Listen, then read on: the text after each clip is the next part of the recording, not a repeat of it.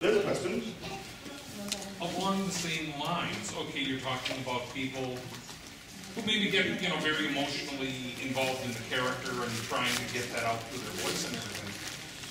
What do you do if your character is about to die and has to scream or always do.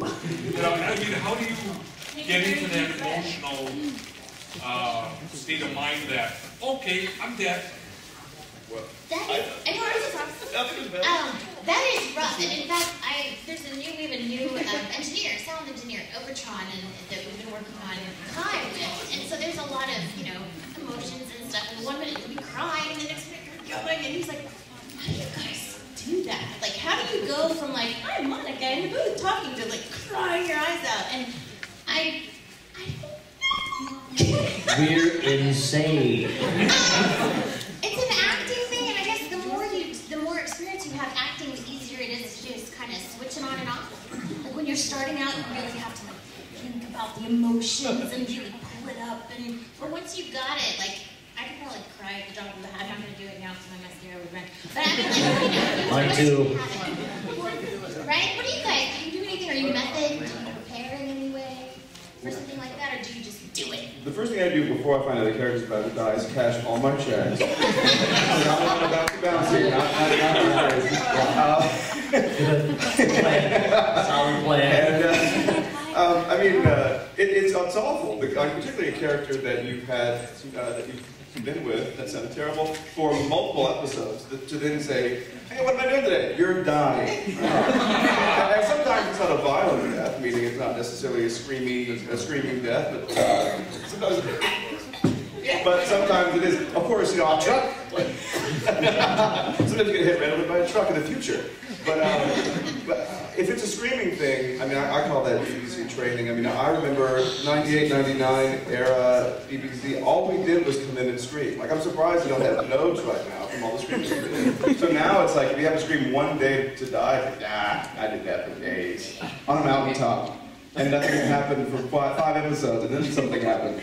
But that was the other scene. But yeah, not Kai, I totally streamlined now. But and really there's nothing you can do as far as when you hear people screaming a lot, which by the way that's why a lot of people passed out for just lack of oxygen screaming all day. There's really no way to hide that or get around it. At the end of the day, you have to be, you're screaming, and there's no.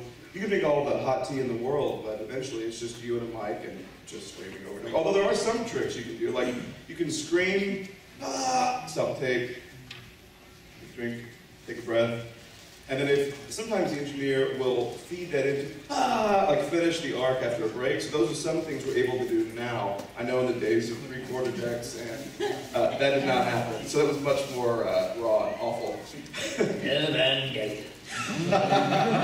We screamed a lot. There was no debate. And Matt always wanted a better scream. Oh. Over and over and over.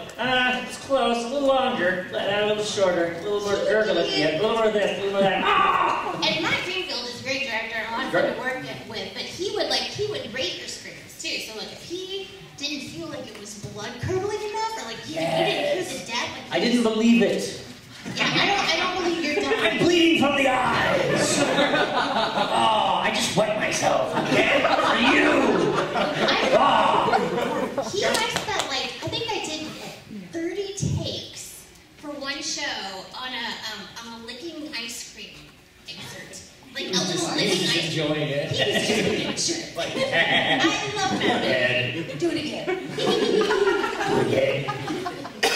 Yeah, screaming, that's the other thing too, is for every scream you hear, we've already done 4 or 5. So, and then it's not even necessarily the last scream that's used, which is also frustrating. You do 5 screams and you're red-faced and you can't talk anymore, and then of course they say, well, we're going to use the first one.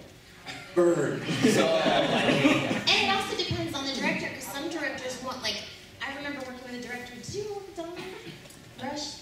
Yes! He liked screams that were he didn't want any grit in there, or any emotion. It had to be, it had to be totally clean. Or he hated it. And then you work with Matt, he was he just wants it to. I keyword dump in there. Yeah, so you go to the wrong director and do the wrong screen for the wrong director, and you'd end up screaming. Yeah, I almost passed out on the last Ava. There was some big screams on that, and I was at the point where the dude was like, ah! That was good, right? Please say yes. You've had your hand up for a while. No, you the one I'm pointing at. You. But you passed. Oh, You the tag team. Okay, you. Me and my friends, we've come up with a lot of ideas, storyline ideas, and we're actually wondering between dubbing which would be easier to dub, more of like stuff like Oron or Fruit Basket, or more of the action type shows, which one's easier to work with.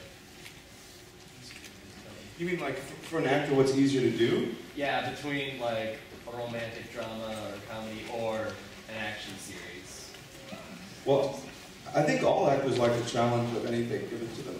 Yeah, they regard that as a challenge. I think, I mean, I guess, based on what we just talked about, vocally speaking, it would be easier to do the so-called whisper shows. Yes, I like sitting down. Big fan. Yeah, so I guess the quick answer would be, you know, because we like quick questions and answers here, would be column A, this is column B, which is, did I just lose myself? Column B is the action stuff, so it's the romantic and smaller things because it's easier to record. But I just think from a production standpoint, the big robot stuff's maybe not easier animation-wise, but script-wise, it's a lot harder to get a good story. And like I love this thing.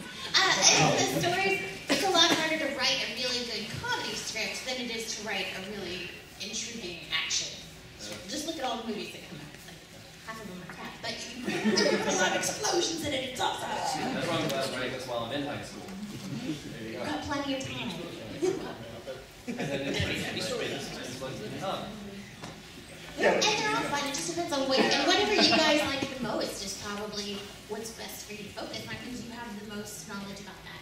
So, Yeah. you know. But I'm a sucker for that. I mean, look, I sat down and paid money to watch Transformers 2. It was awful.